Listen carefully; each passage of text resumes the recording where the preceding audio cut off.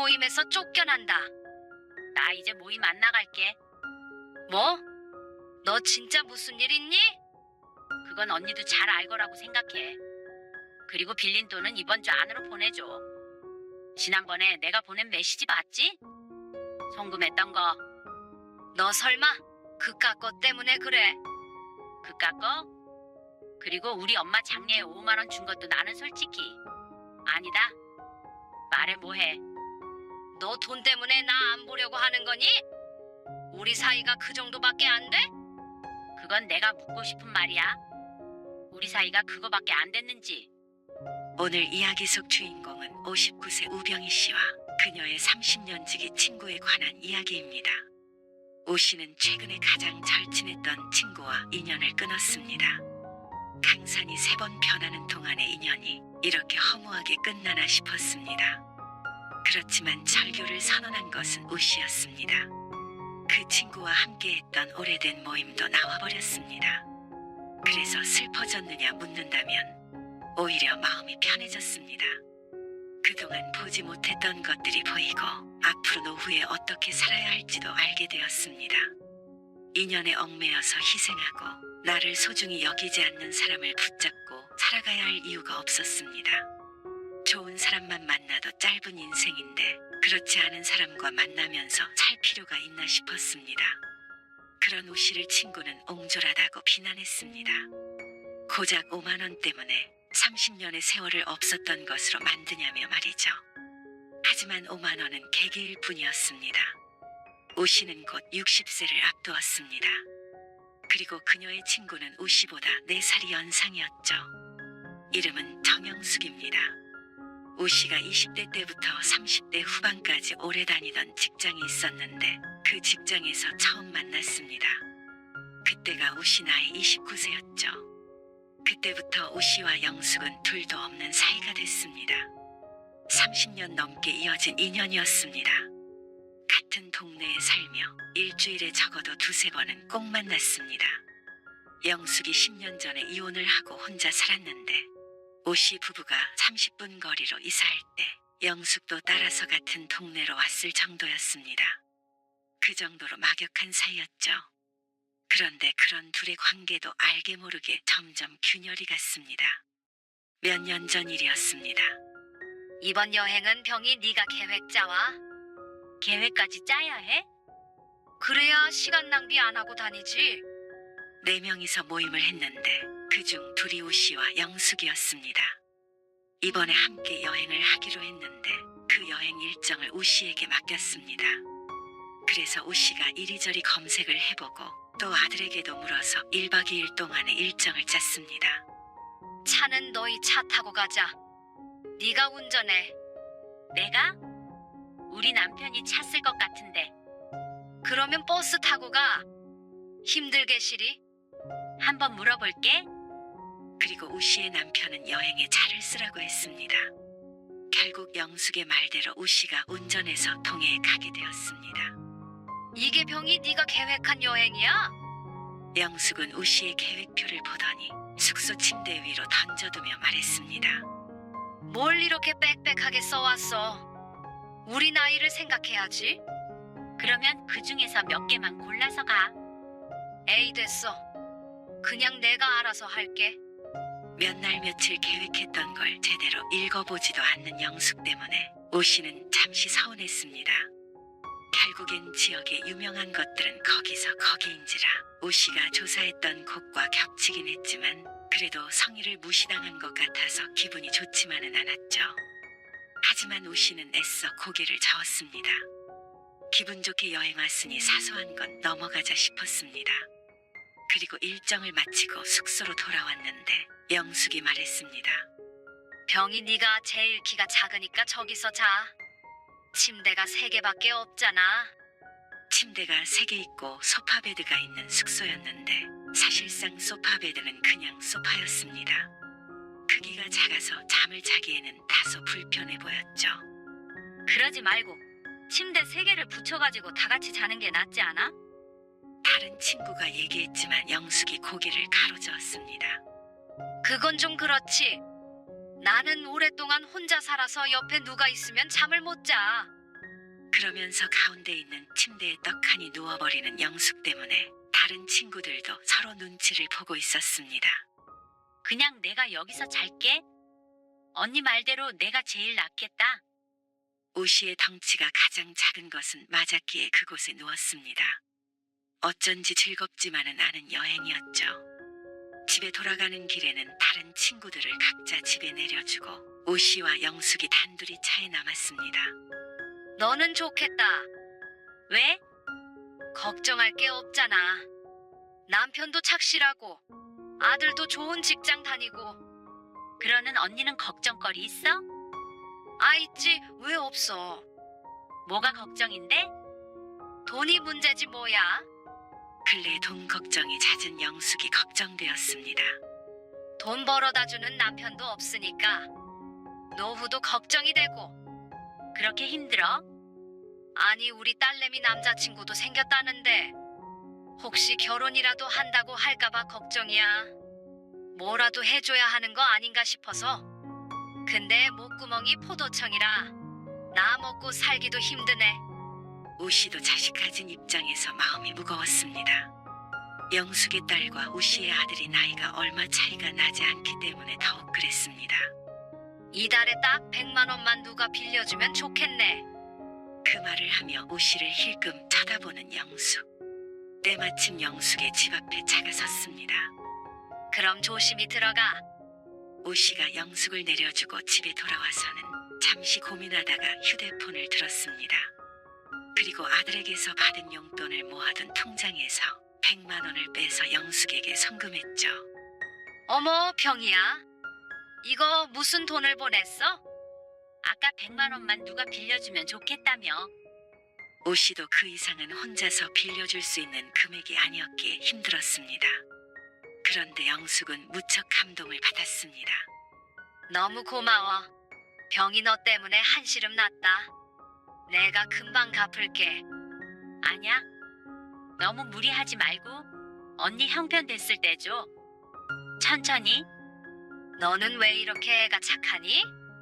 이래서 내가 너랑은 오래 보는 거야. 그리고 다음에 만났을 때도 유독 친절해졌던 영숙. 100만 원에 기뻐하는 영숙을 보니 오씨도 기분이 좋았지만 한편 씁쓸하기도 했습니다. 영숙의 노후가 오씨도 걱정이 됐기 때문이었습니다.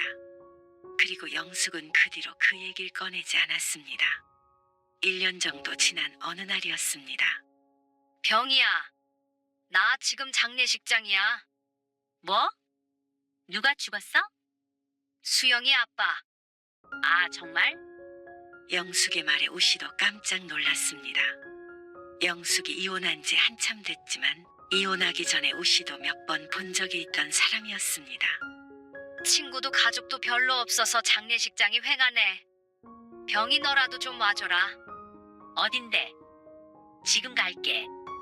그래도 알던 사이이기도 하고 영숙의 전 남편이기 때문에 오씨도 영숙의 요청대로 장례식장으로 갔습니다. 그리고 조의금 10만 원은 품 안에 두었습니다. 이건 영숙에게 직접 줘야 할 것 같아서였습니다. 왔어? 딸은? 곧 결혼하잖아. 결혼 앞둔 사람이 장례식 오는 거 아니지? 그래도 아빠잖아. 오씨가 놀라 묻자 영숙은 태연하게 대답했습니다. 아빠가 아빠 노릇을 해야 아빠지. 오씨는 더는 말을 보태지 않았습니다. 가정사를 알고 있기도 했고 당사자가 안 온다는데 오씨가 왈가왈부할 문제가 아니라고 생각했죠. 그리고 한 달 뒤 영숙의 딸 결혼식에서 축의금을 30만 원을 떠냈습니다. 너희 아들 결혼 소식은 없어? 아직 없어. 결혼하면 꼭 불러야 돼. 나도 꼭 갈게. 그럼 당연히 부르지. 아무튼간 이래저래 와줘서 고마워. 한 달 사이에 영숙에게 나간 돈이 꽤 됐습니다. 하지만 오씨의 아들이 결혼해도 영숙이 올 것이기에 돌려받을 돈이라고 생각했습니다. 그 뒤로도 오씨는 영숙과 자주 만났습니다. 영숙이 혼자 사니 외롭다며 오씨의 집에 자주 찾아오기도 했고 모임 사람들과 만나기도 했습니다. 언제 올 거야? 오늘? 오늘 비 오니까 같이 파전이라도 만들어 먹어야지. 아, 오늘은 남편이랑 집에 있으려는데. 영숙의 전화를 받은 오 씨는 비가 오니 오히려 나가고 싶지 않았습니다. 그런데 영숙은 서운한 기색을 보였습니다. 남편 없는 사람은 서러워서 살겠나? 그럼 이런 날씨에 우울하게 나 혼자 있어? 왜 우울해? 우울하지 안 우울해? 딸내미도 시집 가더니 잘 오지도 않고 남편도 없고. 그래, 너는 남편이랑 알콩달콩 집에 있어라. 아이 참. 알겠어. 조금 있다가 갈게. 그래, 올 때 오징어랑 쪽파 좀 사와. 알겠어? 오 씨는 한숨을 쉬며 전화를 끊었습니다. 그리고 거실에 있던 남편이 오 씨를 바라보며 말했습니다. 아무튼 여자들 유별나. 뭐가? 아니 뭐가 좋아서 그렇게 자주 봐? 그만큼 만나도 늘 할 말이 있어. 남편은 오 씨와는 다르게 혼자 있는 시간을 좋아했습니다. 그래서 오 씨를 신기해했습니다. 그냥 친구잖아. 하지만 오 씨도 점점 나이가 드니 남편의 마음이 어느 정도 이해가 갔습니다. 가끔은 혼자 있고 싶기도 했고 조용히 시간을 보내고 싶기도 했습니다. 하지만 너무 가까이 살기 때문에 힘들었죠. 비 맞는 건 질색이지만 하는 수 없이 나갈 채비를 했습니다. 그리고 간영숙의 집에서 갑작스러운 소식을 듣게 됐습니다. 나 유방암이래. 뭐? 오 씨가 파전을 먹다 말고 충격의 젓가락을 툭 떨어뜨렸습니다. 나보다 더 놀라네. 근데 빨리 발견해서 수술하면 괜찮을 거래. 의사가? 아니, 의사는 그런 소리 안 하지. 주변에서 그러던데. 오 씨의 가슴이 먹먹해지는 것 같았습니다. 남의 일 같지도 않았습니다. 나중에 병문 안 와. 당연히 가지. 그리고 얼마 뒤에 영숙은 수술을 했습니다. 다행히 영숙의 말대로 수술은 잘 된 듯 했습니다. 오 씨는 자주 병원에 찾아갔습니다. 병원이 가깝기 때문에 시간 날 때마다 영숙에게 갔죠. 오늘 올 거야? 왜? 올 때 병이 네가 담근 김치 좀 싸올래? 김치? 거기 밥 나오잖아. 병원에서 나오는 건 중국 김치 같아. 너무 맛없어. 그래? 알겠어. 가져갈게. 영숙의 전화를 받고 새로 김치를 조금 담갔습니다. 생김치를 좋아하기 때문에 익은 김치는 잘 먹지 않는 영숙이었습니다. 그리고 병원에 가기 전에 마트에 들러서 영숙이 좋아하는 과일도 사서 들고 갔죠. 역시 병이가 김치는 기가 막혀. 아직 밥때도 아닌데 맨손으로 김치를 찢어 먹은 영숙이 엄지를 치켜 세웠습니다. 자, 이거 받아. 이게 뭐야? 우리 남편이 주라고 하길래. 그리고 돌아올 때 봉투에 담긴 10만 원을 주는 것도 잊지 않았습니다. 남편이 전해달라는 것이었습니다. 잘 먹지도 않는 음료수보다는 현금이 나을 것이라며 말이죠. 뭐 이런 걸 다 줘. 그러면서 기분은 무척 좋아 보였습니다. 영숙은 수술 후 퇴원한 뒤에도 항암 때문에 가끔씩 입원을 해야 했습니다. 언제 와? 아, 나 오늘 못 갈 것 같아. 왜? 바빠? 오늘 아들이랑 만나기로 했어.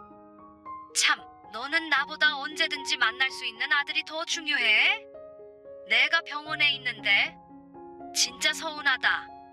어제 갔다 왔잖아.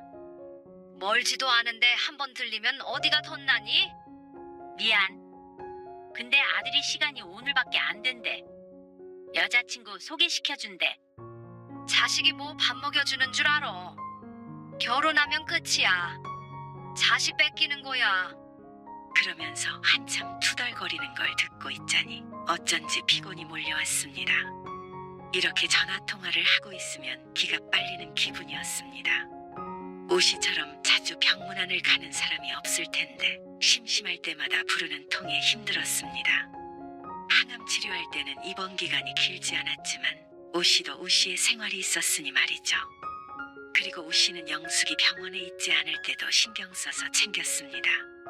늘 영숙이 자신은 독거노인이라며 가까이 사는 오씨에게 자신을 챙겨야 한다고 말했습니다.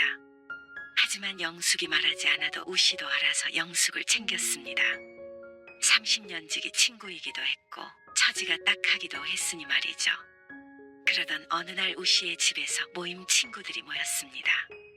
병이야, 나 반찬 좀 싸줘.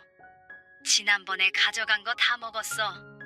아직도 병이한테 반찬 얻어먹어? 입 하나 보태는데 뭘. 나는 요리하는 거 귀찮아. 혼자니까 재료만 썼고. 그래도 병이가 고생이다. 영숙은 그런 말을 한 친구를 흘겼습니다. 아, 친구끼리 안 챙기면 누가 챙겨? 이따가 싸줄게. 우씨와 모임 친구들은 거실에 둘러앉아 수다를 떨었습니다. 그러다가 한 친구가 말했습니다. 회복한 기념으로 여행 한번 가야지. 여행? 우씨는 영숙의 눈치를 봤습니다. 지난번에 마지막으로 여행을 갔을 때도 생활고를 호소하던 영숙이었습니다. 그런데 영숙의 표정에 예상 외로 밝아서 오히려 우씨가 놀랐습니다. 암 진단금 많이 받았다며. 이런 말 하면 안 되지만 살림 좀 폈겠어. 그래도 수술도 잘 됐으니까. 암 진단금? 그래, 많이 받았다고 지난번에 그랬잖아. 에이, 많이는 무슨. 그리고 한참을 여행에 관한 이야기를 나누다가 나머지 두 친구는 먼저 자리를 떴습니다. 그리고 우씨가 묻지도 않았는데 영숙이 변명하듯 말했습니다. 진단금 받았어도 다 여기저기 빚 갚느라 남는 것도 없어. 그 말에 우씨도 사람인지라 빌려줬던 돈이 생각이 났습니다. 그래? 그래, 요즘 빚잔치 하고 있잖아. 어쩐지 우씨가 돈을 달라고 할까봐 그런 듯 했습니다. 진단금에 대해서는 들어본 적도 없고 관심도 없었는데 친구들은 이미 알고 있는 것 같았습니다. 혹시나 하는 마음에 우씨가 가벼운 말투로 웃으며 말했습니다. 내 돈도 그럼 곧 갚을 수 있겠네. 그러자 영숙의 표정이 굳는 게 느껴지고 황당하다는 목소리가 들려왔습니다. 네가 언제 나한테 돈을 빌려줬어? 그 말에 더 당황스러운 것은 우씨였습니다. 2년 전쯤 힘들다기에 바로 빌려줬던 100만 원을 잊은 것인지 표정을 보니 정말로 기억이 나지 않는 듯도 했습니다. 나 돈 좀 생겼다고 그 틈에 사기치면 안 돼. 두 번째 말은 장난기가 섞여 있었지만 빌려간 돈을 갚을 의사가 없는 건 확실해 보였습니다. 지난번에 100만 원 보내줬잖아. 뭐? 10만 원도 아니고 100만 원? 그래, 동해 다녀온 날에. 한참 전이잖아. 어떻게 기억해? 그리고 나는 그렇게 큰 돈 빌린 기억이 없는데. 2년 전이면 한참 전도 아니었습니다. 형편이 풀리면 천천히 달라고 했는데 설마 잊고 있을 줄은 몰랐습니다. 우씨는 답답한 속을 까보이고 싶었지만 영숙은 태연히 말을 돌렸습니다. 우씨가 나중에 송금했던 내역을 찾아서 보여주겠다고 하자 영숙은 자리에서 일어났습니다. 나 이만 가볼게. 그래, 조심히 가. 우씨가 영숙을 보내고 휴대폰으로 내역을 찾아보았습니다. 찾는 방법을 몰라 아들과 여러 번 통화를 해야 했습니다. 그렇게 한참 만에 찾아서 휴대폰 메시지로 보내자 영숙은 대답이 없었습니다.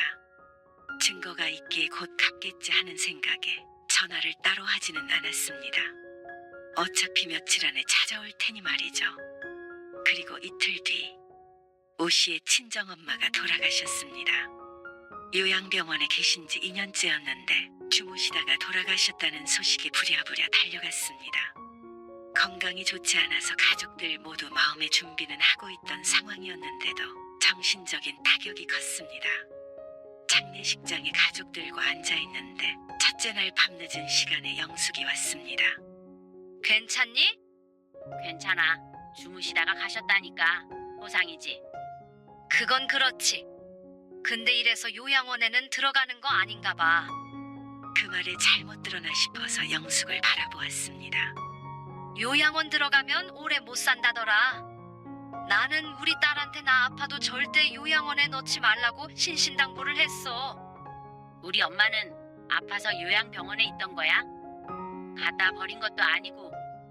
우씨도 그렇고 가족들도 그렇고 자주 찾아갔습니다.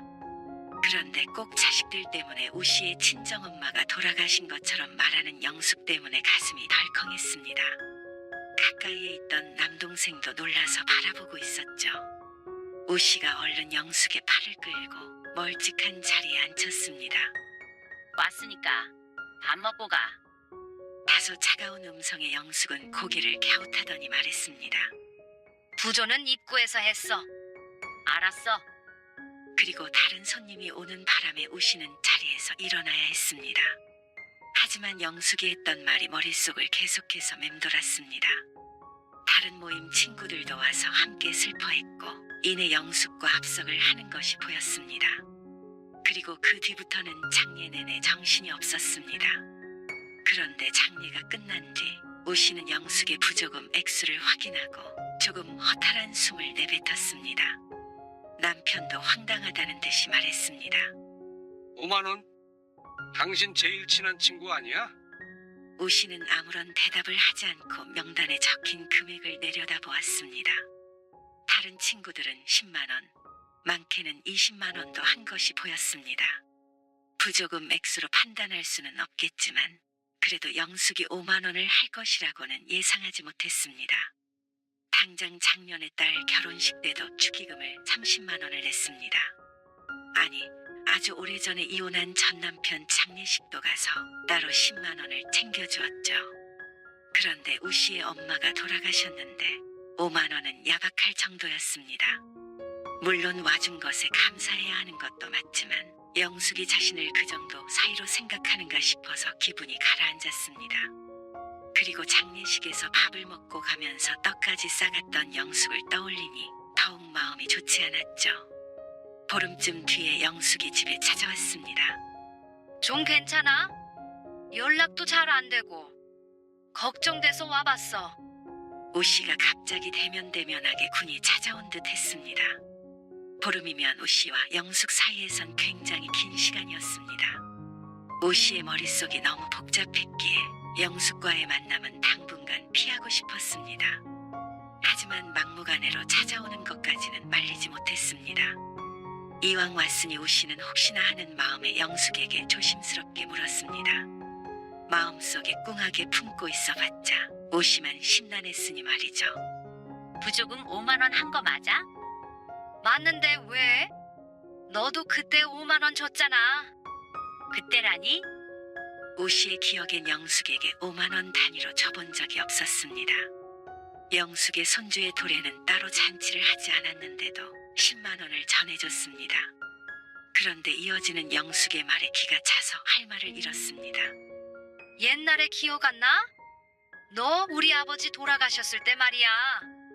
영숙의 아버지란 말에 기억을 한참을 더듬어야 했습니다. 오 씨의 기억으로는 영숙의 아버지는 영숙이 젊을 때 돌아가셨으니 말이죠. 그거 언니 30 몇 살 때 아니야? 맞아. 적어도 25년은 더 넘었으니 그때가 90년대 후반이었습니다. 오 씨와 영숙이 만난 지 얼마 안 됐을 때였고 그 당시에 5만 원이면 오 씨에게 적은 돈이 결코 아니었죠. 그런데 그 이야기를 들먹이면서 지금 5만 원을 내는 게 맞다는 영숙. 기억났어? 내 말이 맞지? 원래 받은 만큼 주는 거잖아. 그나저나 내가 그때 말을 못했는데 말이야. 장례식에 먹을 게 그렇게 없어. 다들 말은 안 했어도 흉보는 눈치였어. 요즘에는 그렇게 내놓으면 안 돼.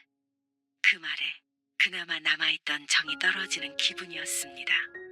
그동안 조금씩 서운했던 것들, 그리고 우 씨에게 막말을 했던 것, 입맛대로 이용해 먹으려던 것들 말이죠.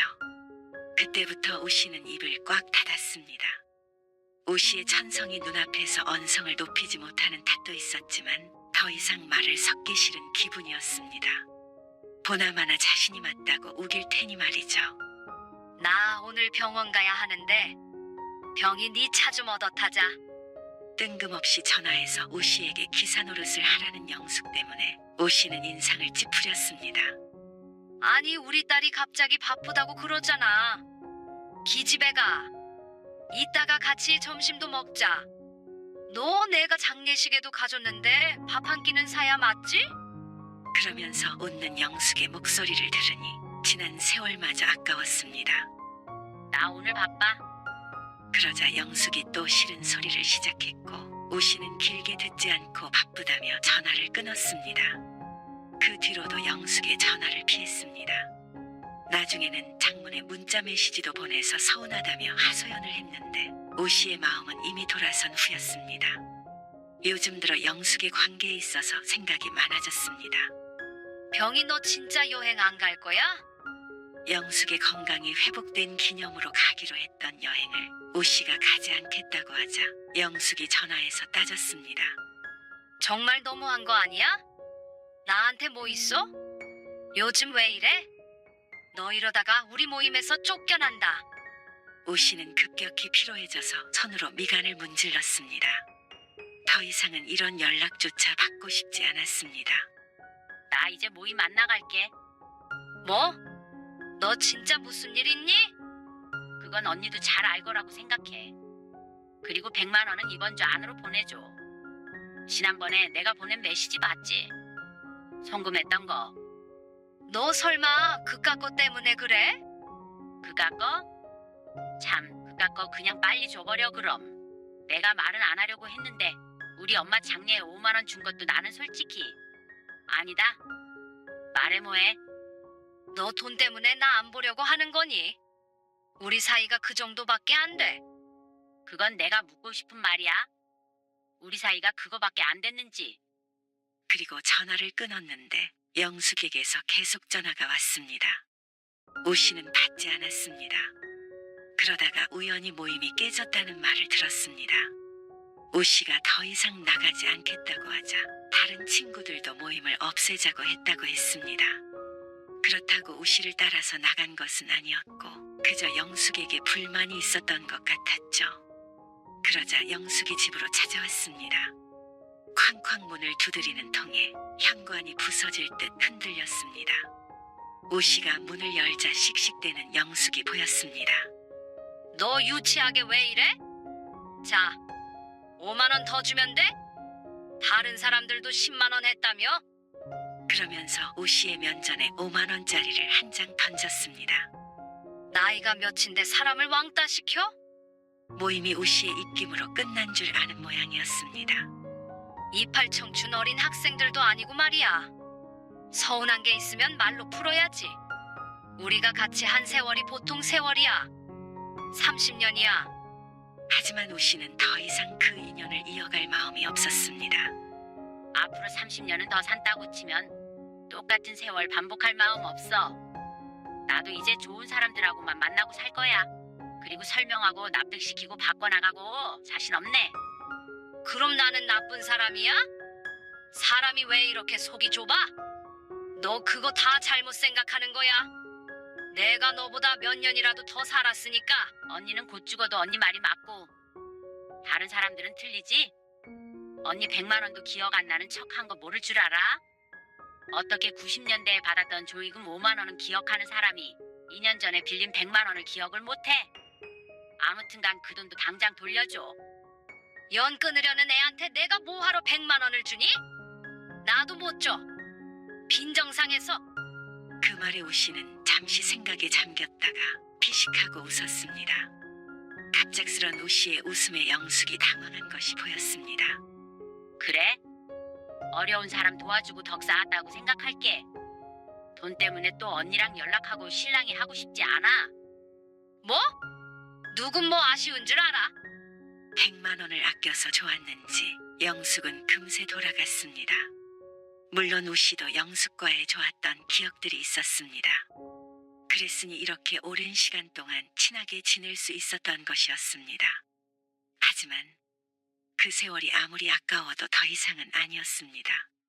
내가 괴로울 때 위로가 되는 사람이 아니었고 이제는 불편하고 즐겁지 않은 때가 더 많았습니다.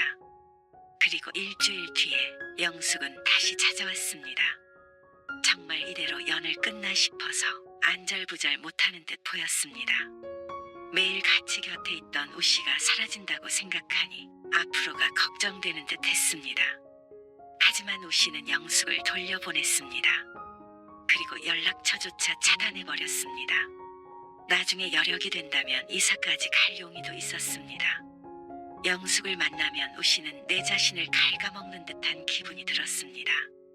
늘 비아냥대고 무언가를 요구하는 영숙은 반대로 우씨에겐 베풀 줄을 몰랐습니다.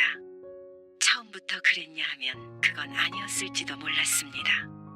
하지만 이미 변해버린 관계를 돌릴 수는 없었습니다. 이번 기회에 우씨는 인생을 그리고 우씨의 주변 사람들에 대해 되돌아보게 되었습니다. 좋은 사람들, 편안한 사람들만 만나도 짧은 인생이었습니다. 내 맘을 망가뜨리면서까지 지켜야 하는 인연은 없었습니다. 자식마저도 그러면 연을 끊는 세상인데 말이죠. 우씨는 영숙과 연락을 끊자 헛헛한 마음은 잠시뿐이었고 인생이 달라지는 기분이었습니다. 마음이 무척 편안했습니다. 억지로 만나야 할 일도 없었고 자신이 중심이 되는 인간관계만 쌓을 수가 있었죠.